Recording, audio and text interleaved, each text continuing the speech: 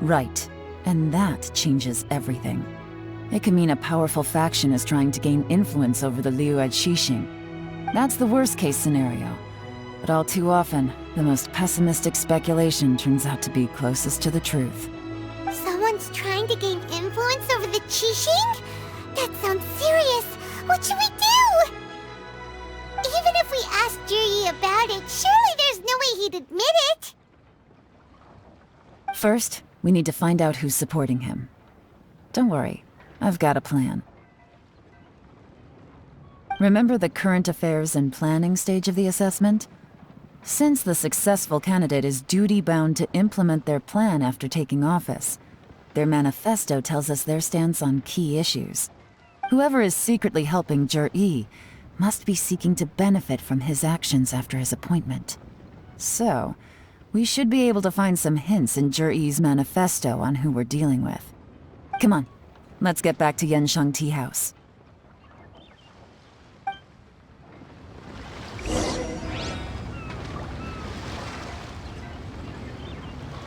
Let the show begin.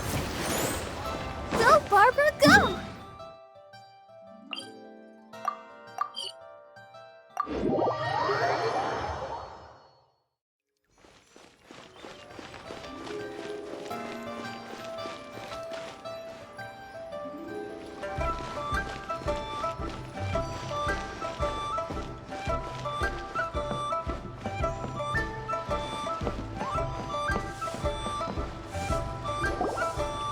Jiri's manifesto covers a huge range of topics. Looking for details that don't add up will be like trying to find a needle in a haystack. I'll divide the reports into 2 piles. You take one, I'll take the other. When we're finished, we'll put our heads together. Officially, the assessment is already over, and I'll be expected to announce the results before long. So we have to get to the bottom of this as quickly as we can. Yikes! We better hurry! Whatever else Uncle Tian might think of Jiri, the fact remains that he's one of his favorite students. Any evidence he's left is not going to be immediately obvious. We'll have to look carefully and think critically.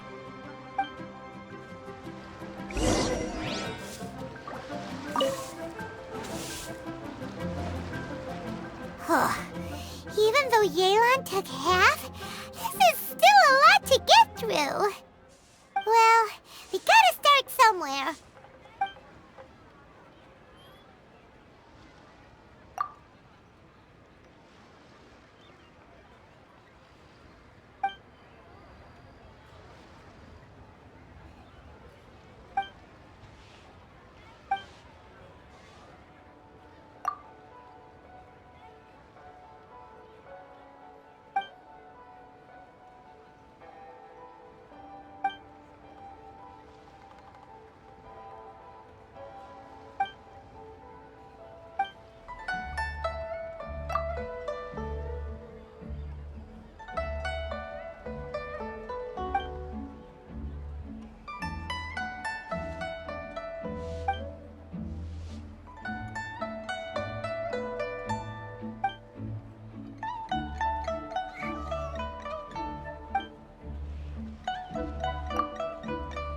Oh, this reading is giving Paimon a headache. Let's take a break.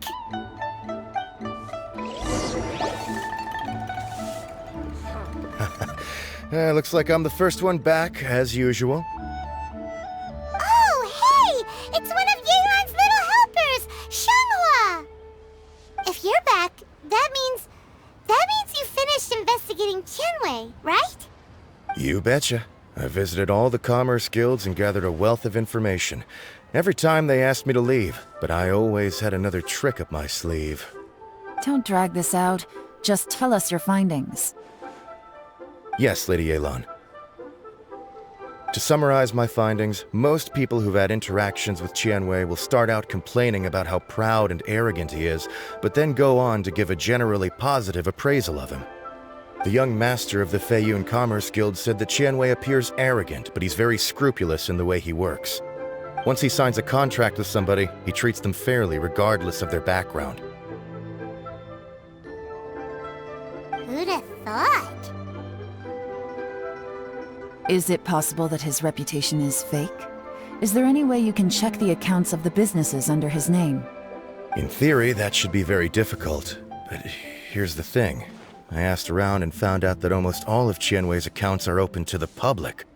Where he buys from and sells to should be confidential business information, but he doesn't seem interested in protecting it at all. Qianwei often sees business opportunities that others don't, but once he's made enough mora off of it, it's like he gets sick of it and releases all of his trade secrets. It's like he wants people to know that they still can't beat him, even if he shares all of his secrets. The fact that someone like that can still make mora is pretty infuriating when you think about it. What a strange guy. It's like he's not doing business to make mora, but instead... to validate his theories. No wonder his manifesto contains so many insights. It's all the result of his first-hand experimentation. I'm back! Huh? How come you're here? Why do you think? Obviously, because I possess superior skills and am always one step ahead of the competition. Well, when you're the competition, at least. You... Ugh, whatever. I'm not getting into an argument with you. If I hadn't had something else to take care of on the way, I would have been back long before you. Lady Yelan, I have finished investigating Mingbois. Well, we're all ears. The Ministry of Civil Affairs says that Mingbois struggles to get his words out when he gets nervous, especially when he's chatting with strangers. But after a few days of getting to know him, you can pretty much have a normal conversation with him. On the whole, the feedback from the Ministry of Civil Affairs was very positive. He always considers the things that everyone else overlooks. In your opinion, was the Ministry of Civil Affairs' appraisal of Mingbois at all exaggerated? I don't believe so. Mingbois is someone who has slowly but surely earned the reputation he has today. According to Miss Yu, the ministry often gets Mingbois to take a final look at projects before they're implemented. People feel much more confident in something if it has his stamp of approval. Oh, and also, there was once someone in the ministry who was lying and cheating to try to advance their career. Mingbois gave them the scolding of a lifetime. Apparently, he can be terrifying when he loses his temper. I haven't seen it for myself, though.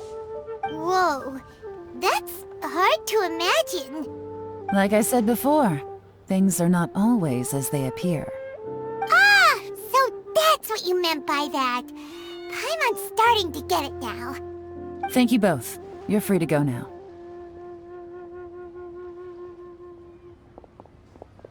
So, have you finished reading the manifesto? We still have a bit left.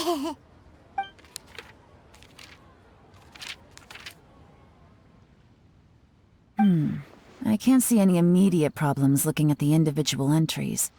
The only one that strikes me as a little unusual is the Qiangshu Pool redevelopment plan.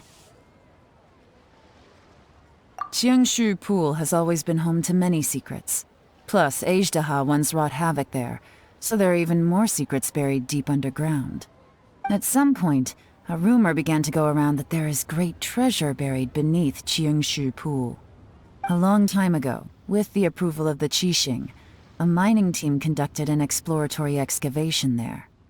So, did they find any treasure? None. The ruin was completely impenetrable. The only way they could have gotten through the solid rock would have been by blowing it open with a special kind of explosive. The technology wasn't mature enough at that time, so the excavation project was shut down and the treasure became a mere legend. Zhi-Yi's manifesto focuses on solving problems, and this treasure hunt seems extremely risky. It seems out of step with the rest of his plans. Still, this one fact alone doesn't tell us much. Everyone wants to get their hands on this treasure. The treasure hoarders, the Fatui, even local Liyue factions. Did you find anything? Excavation? Project? Treasure? Did we read anything similar in our half of the manifesto? Oh yeah! Zhi-Yi said the Blackcliff Forge workers should get right of first refusal if any suitable projects come up. Did he now? Well, that makes everything much clearer. So Zhi-Yi wants the Blackcliff Forge to excavate the treasure of Qiangshu Pool. Does that mean the Blackcliff Forge is Juryu's secret supporter? No, not likely. I've looked into the Blackcliff Forge before. They aren't involved with any powerful factions at present. They do possess some specialized explosives, but it would seem more trouble than it's worth to put so many resources into a risky project like this. Still, since the clues are pointing toward the Blackcliff Forge, we should see where they lead. We may well find something new. Qianwei and Mingbo both turned out to be completely different than what we thought. What about Zhiyi? Is there another side to him too?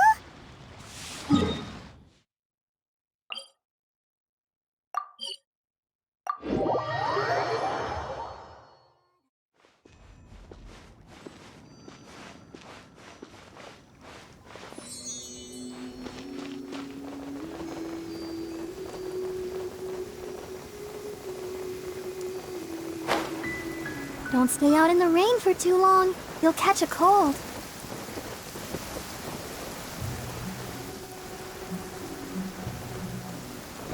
This is the Blackcliff Forge. Let's look around for clues.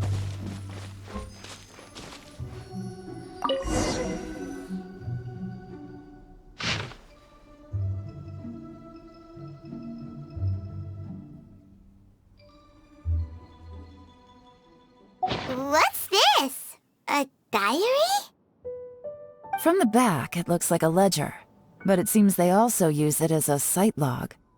We don't know who wrote it, but it's interesting, don't you think? These newcomers, who could have sent them? You think they're suspicious? Yes. Look, it says right there, one of them's already been promoted to team leader.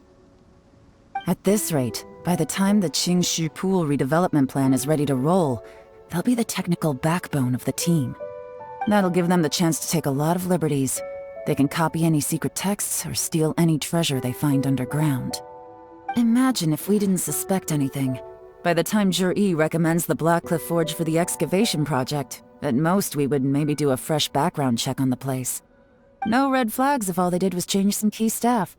And even if we decided to vet the staff individually, they'd have had more than enough time by then to come up with fake identities.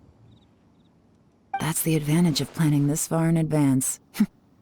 It was a clever move. When you put it like that, it all makes sense. If we hadn't found this out, someone else would have stolen the treasure. So, who's really behind all this? That's a question for the newcomers. But let's start with that worker over there for now.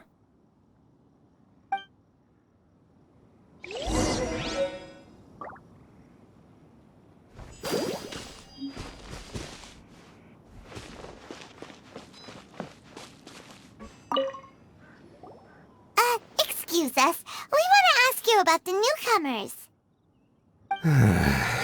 You want them to teach you or something?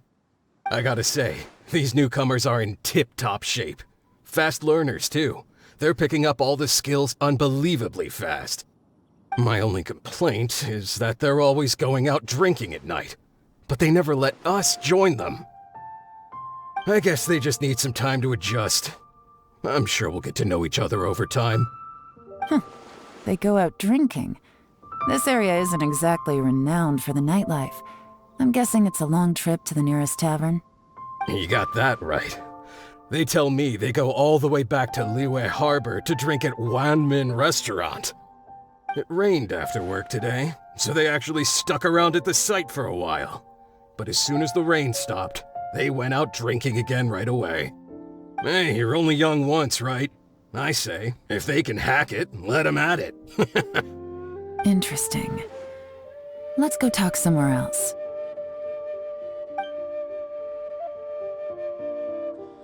Looks like our hunch was on the Mora. These newcomers are very suspicious. Drinking in Liyue Harbor, huh? Some cover story. I'll wager they've been going to intelligence updates. Good thing it rained today. It means they'll leave footprints. I doubt they'd give themselves away that easily, but let's follow them and try our luck.